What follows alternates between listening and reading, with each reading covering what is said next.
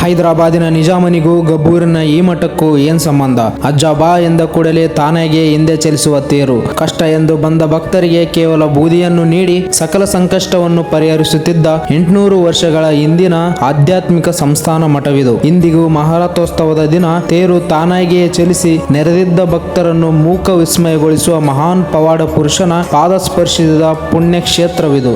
ಬನ್ನಿ ನಾವಿಂದು ಗಬ್ಬೂರಿನ ಶ್ರೀ ಬೂದಿ ಬಸವೇಶ್ವರ ದೇವಸ್ಥಾನ ಹಾಗೂ ಸಂಸ್ಥಾನ ಮಠದ ಬಗ್ಗೆ ತಿಳಿಯೋಣ. ಸರಿಸುಮಾರು 800 ವರ್ಷಗಳ ಹಿಂದೆ ಒಬ್ಬ ಮಹಾನ್ ಶರಣ ಮಲೆನಾಡಿನಿಂದ ಬಂದು ಈ ಬಿಸಿಲುನಾಡಿನ ಗಬ್ಬೂರಿನಲ್ಲಿ ನೆಲೆ ನಿಲ್ಲುತ್ತಾನೆ. ಆ ಶರಣ ಬೂದಿಯಿಂದಲೇ ಅನೇಕ ಮಹಿಮೆಗಳನ್ನು ತೋರಿಸುತ್ತಾನೆ. ಅದಕ್ಕಾಗಿ ಭಕ್ತರು ಈ ಶಿವಯೋಗಿಗಳಿಗೆ ಬೂದಿ ಬಸವ ಎಂಬ ನಾಮವನ್ನು ನೀಡುತ್ತಾರೆ. 18ನೇ ಶತಮಾನದಲ್ಲಿ ಅದೊಮ್ಮೆ ಹೈದರಾಬಾದಿನ ನಿಜಾಮ ಸಾಮ್ರಾಜ್ಯ ವಿಸ್ತರಣೆಗೆಂದು ಬಂದಿದ್ದನಂತೆ.